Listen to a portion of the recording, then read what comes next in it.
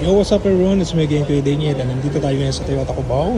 At i-vlog natin ang 2026 Toyota Corolla Cross 1.8 GRS HEV CVT. Okay? Sa hybrid, pwede sa electric, pwede sa gasolina. Ngayon, pag puno na yung battery mo, edi battery ang gagamit. Okay? So, buksan muna natin yung kanyang hood. Aray ko be. Nabahing tayo. So by the way, shoutout sa mga kaibigan natin. Hi! So, hindi ka mabibitin dito. Aray ko, ang bigat. So this is the 1.8 engine. Yung battery niya nasa ilalim. At yung battery niyan, syempre, masisira lang naman kung meron physical. Pero kung mababaha, hindi. Pero kung mabaha at inabot na tong taas na to, baka apektado na. Waterproof naman tayo dyan, okay? So yung size ng kanyang gulong, fuel economy based sa kanila. Size ng gulong 22 50R R18, okay? Side mirror natin, may blind spot detection. Yun lang, walang cup holder pero naka-leatherette na. Okay. So sa passenger, ayan o, meron siyang wireless charger. Ayan. EV mode, drive mode, nakalagay na rin. Pero mamaya discuss natin. Okay. So kung komportable ba tayo dito sa pag-upo, ayan, komportable naman. Okay. Yung lapad ko sakto dito. Pero kung mas malapad kayo ng 2 beses pa sa akin, doon na kayo sa likod. Baka hindi kayo maging komportable, magbanggaan kayo ng ano rito, ng driver. Okay, anyway, lipat tayo sa likod.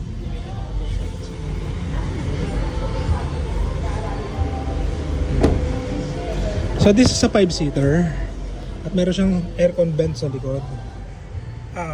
Pwede aircon vent na rin, okay? So meron siyang moonroof.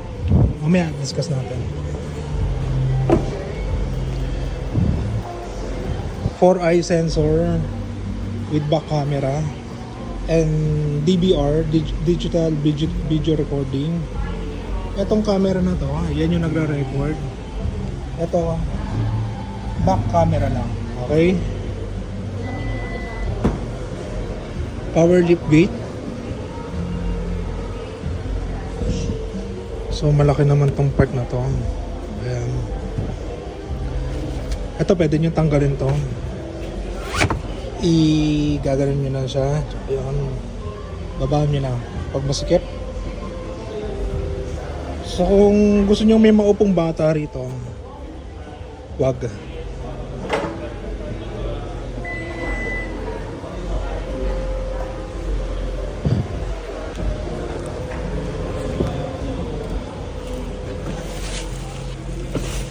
Iyon.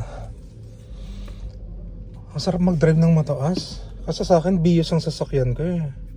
So anyway, dito makikita nyo kung ano yung part na sasakyan na nakabukas yung hood natin.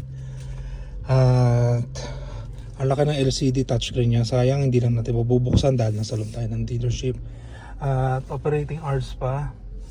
So yan, may drive mode siya, traction controlled EV mode. So ang charging niya kapag umaandar, nagcha-charge siya.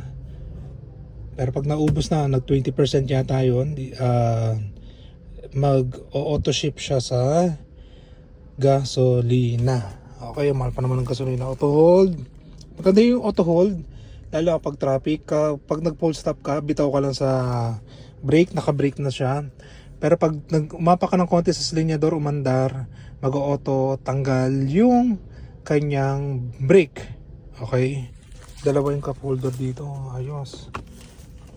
Medyo maliit na yung kanyang center console dito, pero at least yung relaxation ng braso mo ayos. So yung kanyang open ka, so guys. Kailangan nakabukas yung kanyang makina. Okay? So, yung isang manager namin dito sa Toyota Cubao, si Ma'am PB, shoutout. Ito ang gamit niya, yung unang version. Araw-araw niyang ginagamit yun. So, kahit pa paano, from SM Bikutan siya eh. Yung medyo layo-layo pa ng konti doon. Sulit na sulit naman, Skyway siya araw-araw. Yaman. So, yan. So, kung bibili kayo ng sasakyan, tawag lang kayo sa 0993-9093-753. Okay? So, ilabas natin yung sasakyan nyo dito at pag-usapan natin. Ha? Bye!